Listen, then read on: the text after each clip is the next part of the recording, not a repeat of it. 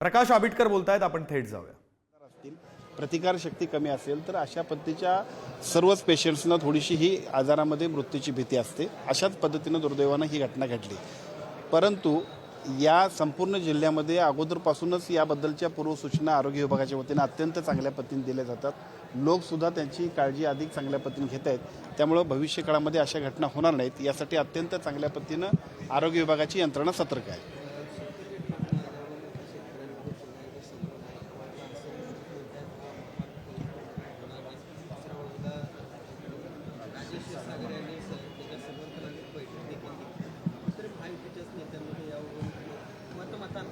शक्तीपीठ मार्गाबद्दल मतांतर असणं साहजिक आहे. कारण एका बाजूला राज्य शासनाच्या वतीनं हा एका मार्ग करण्यासाठीचा पुढाकार घेतला जातोय, परंतु ज्या मतदारसंघातून तो जातोय तिथले लोकप्रतिनिधी सुद्धा आणि तिथल्या शेतकऱ्यांची जनसामान्यांची भावना सुद्धा तेवढीच महत्त्वाची आहे. त्यामुळे नामदार मुश्रीफ साहेब असतील आणि मतदारसंघात माझ्यासुद्धा येतोय, त्यामुळे माझ्याकडचे सुद्धा शेतकरी तशाच पद्धतीची भावना व्यक्त करतात. त्यामुळे याबद्दलची वस्तुस्थिती आम्ही सुद्धा आमच्या वरिष्ठांच्यापर्यंत पोहोचवू.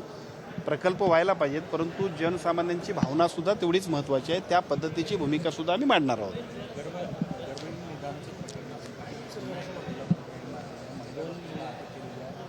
काय सांगाल, तिकडे कायदा सुधारण्याचा प्रयत्न केला जातो, दुसरीकडे थांबताना दिसत नाही. खरं तर या PCNDT ॲक्ट जो आहे त्या ॲक्टमध्ये अत्यंत प्रभावीपणानं आरोग्य विभागाचा आरोग्यमंत्री म्हणून मी जे काही काम करतोय ते अतिशय महत्त्वाचं आहे. आणि त्यामुळंच कोल्हापुरात जे काही छापे झाले ते अतिशय चांगल्या पद्धतीनं त्याच्यामधले रिझल्ट्स आपण बघितलेत. अजूनसुद्धा छापे होणे गरजेचं आहे, कारण कोल्हापुरामध्ये सुद्धा मुलींचा दर खूप कमी व्हायला आहे. हे आमच्या सगळ्यांच्यासाठी सुद्धा शोभनीय नाही. आणि त्यामुळे साहजिकच अजून छापे पडले पाहिजेत, यंत्रणा अधिक गतिमान झाली पाहिजे. अशा पद्धतीनं जे कोण कृत्य करत असतील त्यांच्यासाठी सुद्धा कडक कारवाई, कायद्यातल्या दुरुस्तीचा प्रस्ताव सुद्धा आम्ही दिलेला आहे, तो सुद्धा होईल. 2-4 दिवसांमध्ये आणखीन एक GR होईल, ज्याचा उल्लेख पूर्वी आपण केला होता की जो डिकॉय आहे, म्हणजे जी तक्रारदार महिला असते त्या तक्रारदार महिलेला सुद्धा 1 लाख रुपये आपण देतोय. पूर्वी आपण फक्त खबऱ्याला 1 लाख रुपये देत होतो, आता आपण जी डिकॉय महिला असते तिला सुद्धा 1 लाख रुपये देतोय. त्यासाठी आवश्यक असणारी प्रसिद्धी, प्रचार, ऑफिसचं सगळं मानधन, जे काय मीटिंग्ज असतात, त्याचबरोबर त्यांना वाहनांची सुरक्षितताने पुरवणं, या सगळ्यांसाठी सुद्धा अत्यंत चांगल्या पद्धतीचा निधी आपण जो काही जाहीर केला आहे, पुढच्या 1-2-3 दिवसांमध्ये त्याचा सुद्धा GR निघेल. खरं तर हां, काही डॉक्टर स्थानिक जे प्रशासन आहे त्यांच्यावर प्रेशर निर्माण करण्याचा प्रयत्न करतात. अशा प्रकारची कुजबूज अधिकाऱ्यांमध्ये सुरू आहे.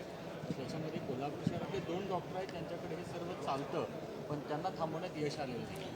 माझी आपल्यामार्फत सर्वांनाच विनंती आहे की ही एक सामाजिक जबाबदारी आहे. त्यामुळे अशा पद्धतीचं कुठलंही कृत्य कोण करत असेल तर त्याची कोणत्याही परिस्थितीत गाई करणार नाही.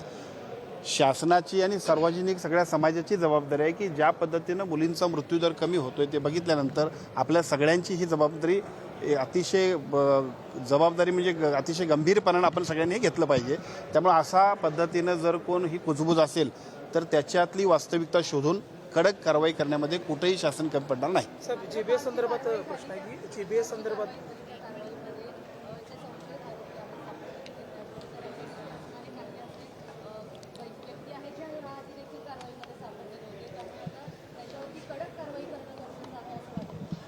निश्चितपणानं जर का अशा पद्धतीनं सातत्यानं काही लोक याच कारवायांमध्ये असतील तर जसं काही मोकामधली सुद्धा जी कारवाई असते तशा पद्धतीनं सुद्धा कडक कारवाई करण्यासाठी जे काय निर्णय घेतले जातील ते शासन स्तरावरती घेण्यामध्ये आम्ही पुढाकार घेणार आहोत.